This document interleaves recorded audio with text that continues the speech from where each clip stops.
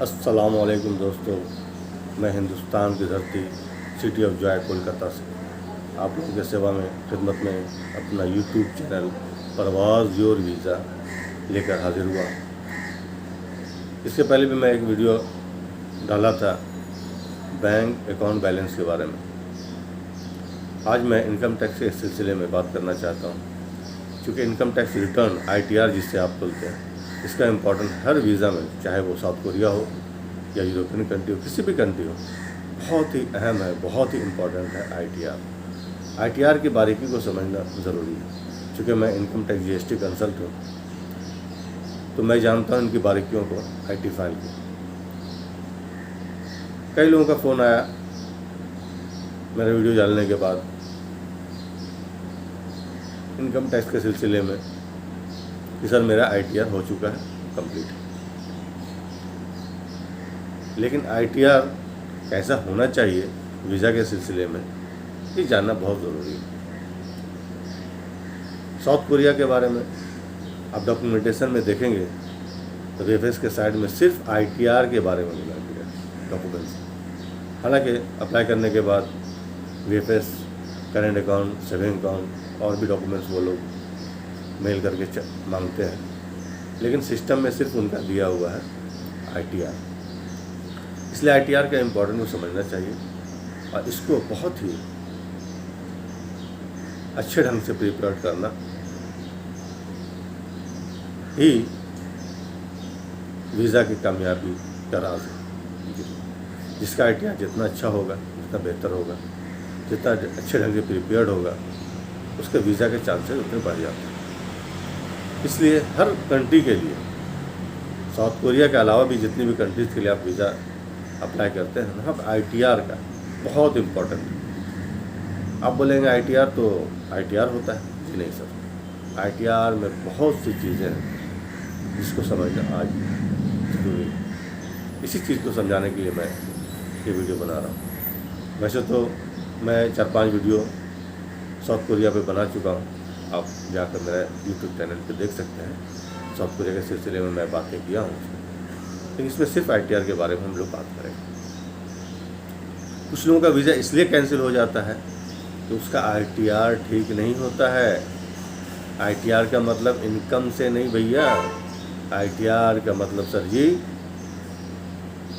उसकी वेरिफिकेशन से।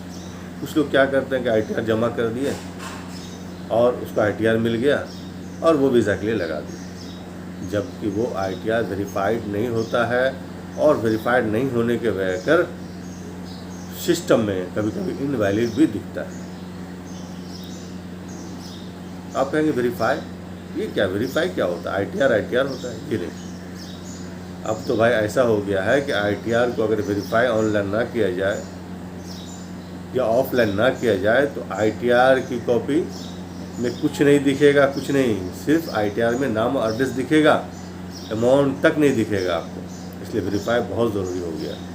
पहले लोग क्या करते थे, ITR रिटर्न की कॉपी आपको दे दिए, वेरीफाई नहीं हुआ, उसमें दिखता था नाम, amount, gross amount, net amount दिखता था। और अभी के ITR जो 21-22 का जो हम लोग असेसमेंट ईयर की बात कर रहे हैं, है ना, तो उसमें जो ITR अगर वेरीफाई नहीं होता है तो सिर्फ नेम और एड्रेस दिखेगा, उसमें कोई अमाउंट नहीं दिखेगा। और ये ITR अगर आपने वीज़ा में लगा दिया तो उसकी अहमियत ज़ीरो हो जाएगी, उसमें कुछ दिखेगा ही नहीं।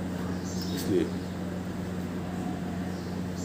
मेरा कहने का मकसद है कि ITR को वेरीफाई करवा लें। वेरीफाई करने का तरीका ये है कि अगर आधार में आपका मोबाइल लिंक है तो उसमें एक OTP जाता है और वो OTP देने के बाद आपका वेरीफाई हो जाता है। फिर जब आपका जो प्रिंट निकलता है उसमें वो आपका नाम, एड्रेस वगैरह सब लिखा रहता है और नीचे लिखा रहता है don't send it to Bengaluru भेजने की ज़रूरत नहीं है, ये वेरीफाई ऑनलाइन हो गया।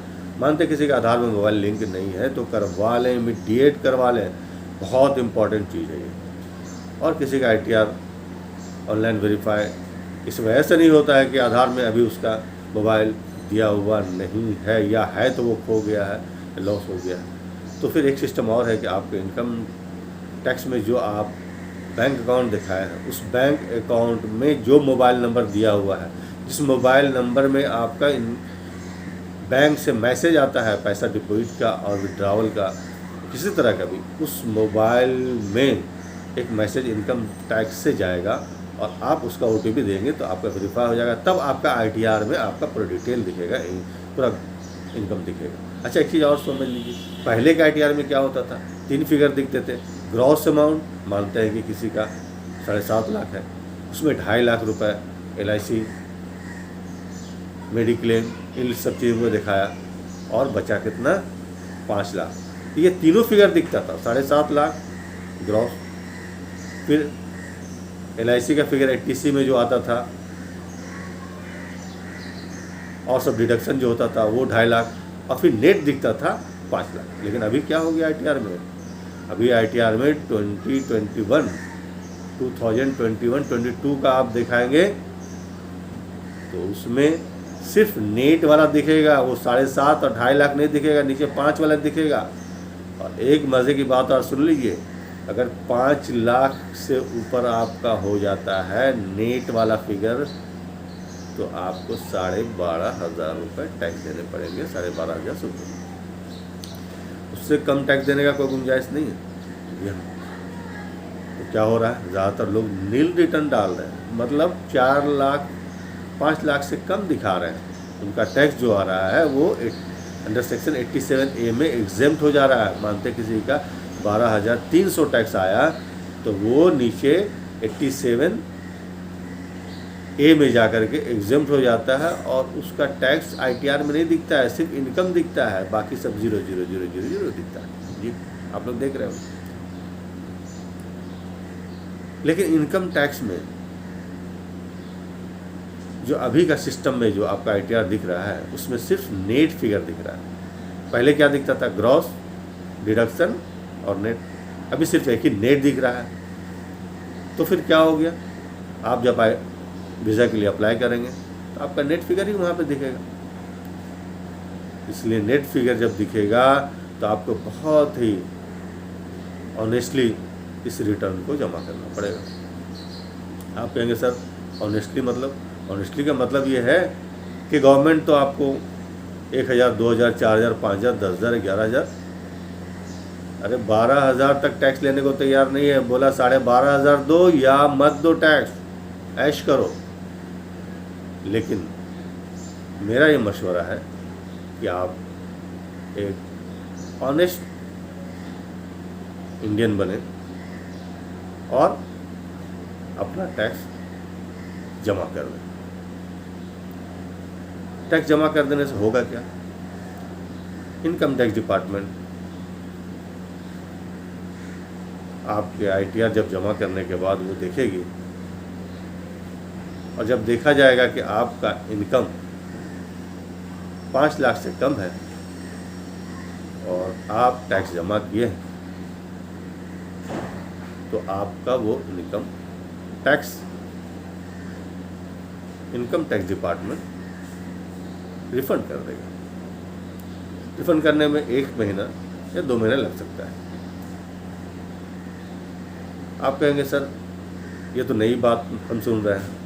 नई बात नहीं है सर, उन लोगों के लिए है जो ऑनेस्ट हैं और जो हमेशा इनकम टैक्स में टैक्स वक्त पे देते हैं, टाइम पे देते हैं। इनकम टैक्स डिपार्टमेंट के पास कोई ड्यूज़ उसके अगेंस्ट में नहीं है, उनके अगेंस्ट में नहीं है। ऐसे लोग अगर टैक्स जमा कर देते हैं तो इनकम टैक्स डिपार्टमेंट उसका असेसमेंट करती है। असेसमेंट करने के बाद देखती है कि ये आदमी जो टैक्स जमा किया है इसके ऊपर डिपार्टमेंट का कोई ड्यूज़ नहीं है। और 12,500 टैक्स होता था, लेकिन ये कम टैक्स इसके इनकम के हिसाब से आया है, इन्होंने ऑनेस्टली जमा कर दिया है, तो फिर आपके इनकम टैक्स को डिपार्टमेंट रिफंड कर देती है। इसलिए भाई इन बारीकियों को समझने के लिए आप लोग अपने कंसल्टेंट से कांटेक्ट करें। मुझसे काफ़ी लोग कांटेक्ट किया है इंडिया से कि सर आप मेरा ITR कर दीजिए। तो भाई मैं ITR कर दूंगा, कोई बड़ी बात नहीं है। लेकिन उसके लिए क्या है कि आपको पूरा डॉक्यूमेंट्स हमको सेंड करना पड़ेगा, मेल करना पड़ेगा, व्हाट्सअप करना पड़ेगा। आप पूछेंगे क्या क्या सर करना पड़ेगा। जी हाँ, आप लास्ट ईयर का ITR, आपका जो अकाउंट्स है पूरा लास्ट ईयर का किसी से बनाया है 2021 का, तो वो आपको सेंड करने पड़ेंगे, प्लस उसका एक पासवर्ड होता है वो हमको देना पड़ेगा, तब हम जा करके आपका ITR कर पाएंगे और आपका रिफ़ंड भी हो जाएगा जो आप टैक्स जमा करेंगे। अगर 12,500 से कम टैक्स जमा हो आता है आपका, आप उतना आप गवर्नमेंट को जमा करते हैं, तो वो पैसा आपको 1 महीने के अंदर रिफ़ंड हो जाएगा। जी हाँ, रिफ़ंड हो जाएगा। ये आप ताज्जुब में ना पड़ें, ये मैं बोल रहा हूँ ना कि रिफ़ंड हो जाएगा। जी हाँ, और लोगों का रिफ़ंड हो रहा है बहुत तेज़ी से, 1 महीने के अंदर वो रिफ़ंड आ जा रहा है। ठीक है, हाँ, लेकिन शर्त यह है कि आपका कोई, आपके ऊपर गवर्नमेंट का इनकम टैक्स का कोई ड्यूज ना हो इनकम टैक्स, वरना वो पैसा जो जमा करेंगे आप, वो रिफ़ंड नहीं होगा, वो सेटअप हो जाएगा, सेटअप होने के बाद ही आपको रिफ़ंड होगा। जी हाँ, तो मैं कह रहा था कि काफ़ी लोग कांटेक्ट किया है हमसे, और तो मैं भी कर सकता हूँ आपका ये रिफ़ंड वाले काम, इनकम टैक्स का काम, क्योंकि इसका इम्पोर्टेंट है, ये वीज़ा के लिए बहुत इम्पोर्टेंट डॉक्यूमेंट्स होता है ये। तो आपको उसके लिए आपको अपना लास्ट ईयर का ITR भेजना पड़ेगा, आपका अकाउंट भेजना पड़ेगा, और भेजने के बाद हम आपको पासवर्ड भी देना पड़ेगा उसका। अगर पासवर्ड आपके पास नहीं है और आपका अकाउंटेंट आपको नहीं देता है, तो फिर आप उसके पासवर्ड को हम यहाँ चेंज करेंगे। चेंज करने के लिए हमको एक फॉरगॉट पासवर्ड में जाकर के चेंज करना पड़ेगा, और उसके लिए आप अगर आधार में मोबाइल होगा उसमें OTP जाएगा, आप OTP दीजिएगा, आपका पासवर्ड हम चेंज करके हम देख लेंगे कि आपका ITR कैसा है, इनवैलिड तो नहीं है, और इनवैलिड नहीं भी है तो आपका रिफ़ंड कैसे हो। अगर कोई आदमी 2021-22 का ITR कर भी लिया है, टैक्स नहीं जमा किया, तो वो रिवाइज हो जाएगा और हम उसका टैक्स जमा कर देंगे।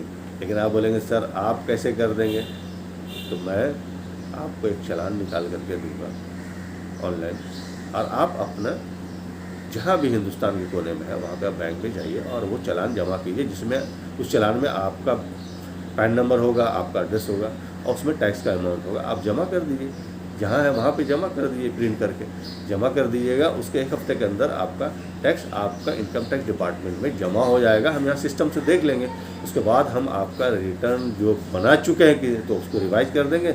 रिवाइज करने के बाद आपका टैक्स दिखा देंगे और वो टैक्स आपको रिफंड हो जाएगा। हाँ, लेकिन इसके लिए तो हम भाई फ्री में काम नहीं करेंगे।